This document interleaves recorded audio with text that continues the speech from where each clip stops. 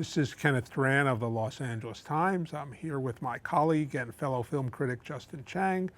And you know, it's the time of the year where critics do one thing and one thing only. We make 10 best lists. It's what's expected of us. That's what we enjoy doing. And we do enjoy doing it. And so I think that we're going to start off, we're going to talk about, our top picks. What was your top pick of the year, Justin? Not the most original choice, Kenny, but one I stand by nonetheless. Call Me By Your Name, Luca Guadagnino's really intoxicatingly beautiful gay romance starring Timothée Chalamet and Armie Hammer. I saw this film back in Sundance. It's very rare you see a favorite film that stays with you in January all the way to the end, and so it's a no small achievement. And I've really liked Guadagnino's films in the past, to varying degrees, but I really think this one's quite special. It's just really beautiful filmmaking, and it's got this very wise melancholy undertow that I think really pays off emotionally too. Yeah. No, a terrific film. I split my top pick between two films. I took two films that really excited me the most. The films that when I saw that, I said, wow, this is why I do what I do, to see films like this.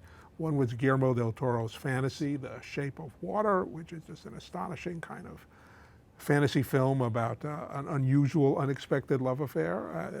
And the other one was a very different film in some ways, Dawson City, Frozen Time, a documentary that has so many layers and is so interesting and involving and exciting that it's almost impossible to describe. Just people should go see it. Once you see it, you'll get it. But in advance, it's hard to talk about. I saw it at your recommendation, Kenny, and it's in my runners-up myself. I love that movie. I love the water theme of your top two too. Yes, Frozen and The Shape of Water. I didn't even think of that. No. This is there great. you go.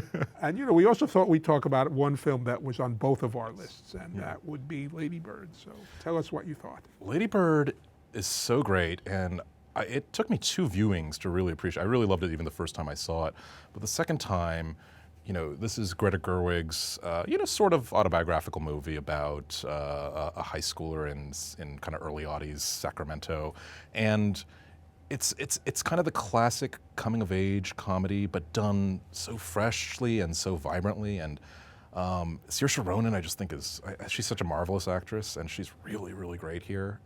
I just love it, and I just love it. Even though it's very much about her, it's so emotionally generous to the other characters too, I think.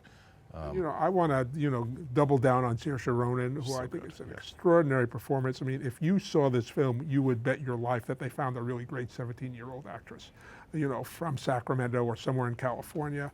And she is nothing like that at all. People who remember her in Brooklyn, She's so good in Brooklyn. Yeah. know how wide a range she has. Just an amazing, amazing performance. And also we both wanted to talk about maybe a film that, on our list that is not on the others' lists. And I'm going to start in this one, and I wanted to pick Westerns. Yeah. I'm a big Western fan, and this year, lo and behold, there are actually three, I thought, excellent Westerns. There's Wind River, which is kind of a modern Western starring Jeremy Renner. There's Hostiles, which is a classic Western starring Christian Bale as a very angry cavalry officer. They're often angry in Westerns. And the third one is The Ballad of Lefty Brown, which is a story of a sidekick. And usually sidekicks don't get their own films. They don't get their own ballads. So this is a kind of a Bill Pullman plays Lefty Brown, and that's a chance to see him do what he does best. And it was a good year for Westerns. Yes, indeed. I have my two choices. I paired these on my list, somewhat, being a bit tongue-in-cheek, I suppose. But the first one is A Quiet Passion, Terence Davies' biopic of Emily Dickinson, played in what I think is one of the year's best performances by Cynthia Nixon.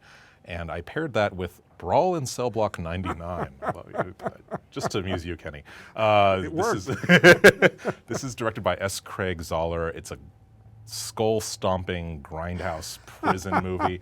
But, bear with me. It's like, I'm not sure what madness compelled me, but these two movies are both surprisingly funny, and they're both about these very iconoclastic American figures who kind of retreat from society and go on this very solitary journey.